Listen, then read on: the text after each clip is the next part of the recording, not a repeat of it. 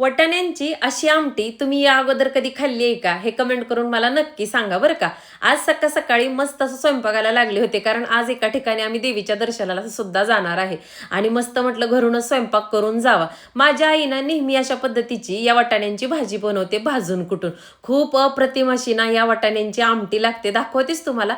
त्या अगोदर मस्त सकाळ सकाळी अद्रकवाला अर्धा कप चहा घेतला.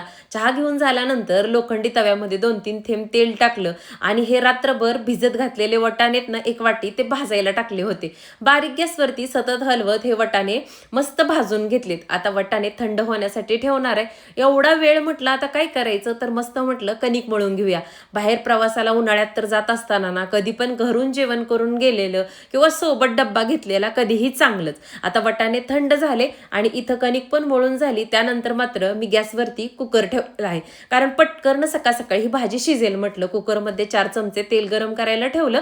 तेलामध्ये मीडियम साईजचा एक कांदा बारीक कट करून सोनेरी रंग येईपर्यंत परतून घेतला होता. हो, कांदा टाकण्या अगोदर जिरा आणि मोहरी सुद्धा टाकलं होतं बरं का. त्यानंतर एक लाल बुंद पिकलेलं टमाटर टाकलं. चांगलं 3 मिनिटं हे सगळं मऊ होईपर्यंत शिजवून घेतलं आणि जे वाटाणे दाखवले होते ना ते थंड झाल्यानंतर मिक्सरचं बटन चालू बंद करत बारीक ओबडधोबड करून घेतलेले आहेत आणि ते साईडला ठेवले. आता इथं खोबरं, लसूण, कोथिंबीर याचं वाटण टाकून घेतलं. मुठभर कोथिंबीर टाकून घेतली आणि मस्त 1 मिनिटासाठी परतून घेतले. त्याचबरोबर साठवणीचं काळं तिखट सुद्धा पोहे खाण्याचा 1 चमचा टाकले.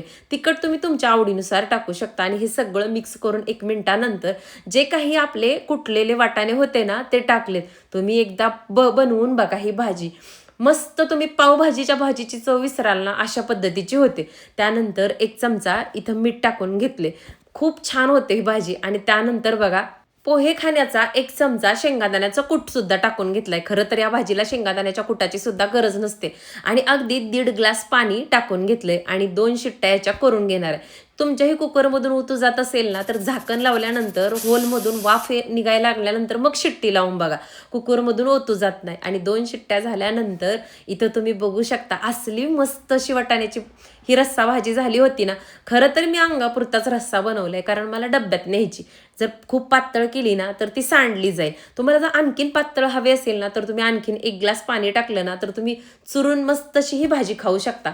आता सगळं आवरून झालं, साडी घातली आणि निघालो आम्ही आमच्या पुढच्या प्रवासासाठी. जाताना तर देवांना सांगून जावंच लागतं की चाललोय आम्ही, तुम्हीही सोबत चला. म्हणजे देव घरी येईपर्यंत आपली वाट बघत असतात. मस्त आता इथं जाऊन पोचलोय. आम्ही पोचलेलो आहे पिलीव येथे. पिलीवची लक्ष्मी मंदिर आहे त्या दर्शनासाठी. माझे आजी सासरे जे आहेत त्यांच्याकडे जर ज्यांना माहिती असेल ना त्यांना सांगते, की नसेल त्यांच्यासाठी की झोळी कोरडा वगैरे असं असतं ना, ते माझ्या आजी सासऱ्यांच्या हातावरती ते देवीचं आहे. त्यानंतर माझ्या सासूबाईंच्या हातावरती आहे. त्यामुळे आमच्या घरात ना सगळेच या देवीला खूप मानतात. ही देवी डोंगरावरती बघा, तिथं वरती दिसते ना, तिथं छोटंसं मंदिर आहे आणि याच देवीचं डोंगराच्या पायथ्याशी सुद्धा मोठं असं मंदिर आहे.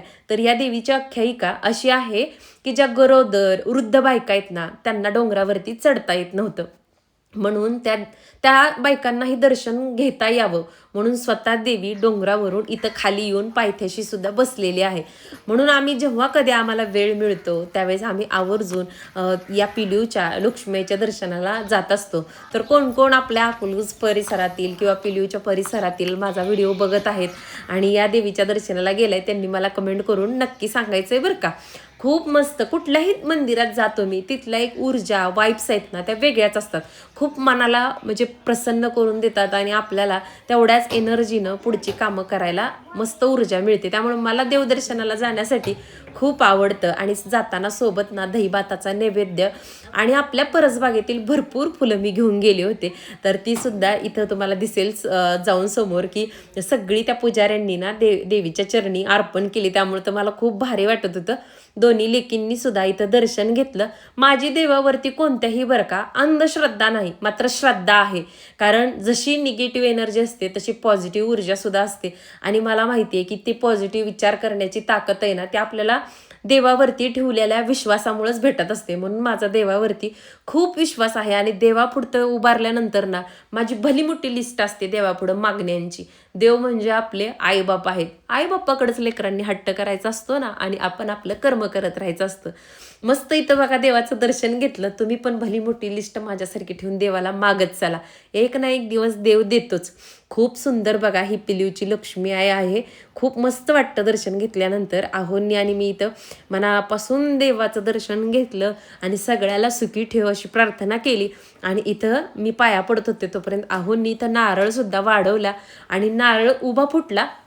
हे बघून तर आहो खूप खुश होते.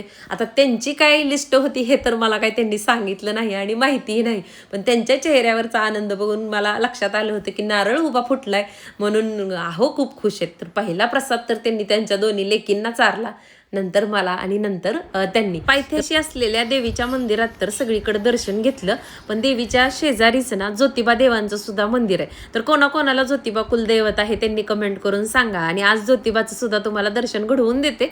माझ्या माहेरचं कुलदैवत आहे ना ते ज्योतिबाचं आहे, त्यामुळे इथंच माझं दर्शन घडून जातं. आणि आता इथं पायथ्याला जे देवीचं मंदिर आहे तिथलं तर दर्शन घेतलं, परंतु डोंगरावरती आम्ही काही जाणार नाही, कारण जवळजवळ आता इथं 11:30-12चं टायमिंग होत आलं होतं आणि एवढं कडक भयंकर ऊन पडलं होतं ना, पायाला भरपूर चटके बसत होते. म्हणून फक्त डोंगराच्या पायथ्यालाच देवीचं आणखीन एक छोटंसं स्थान केले.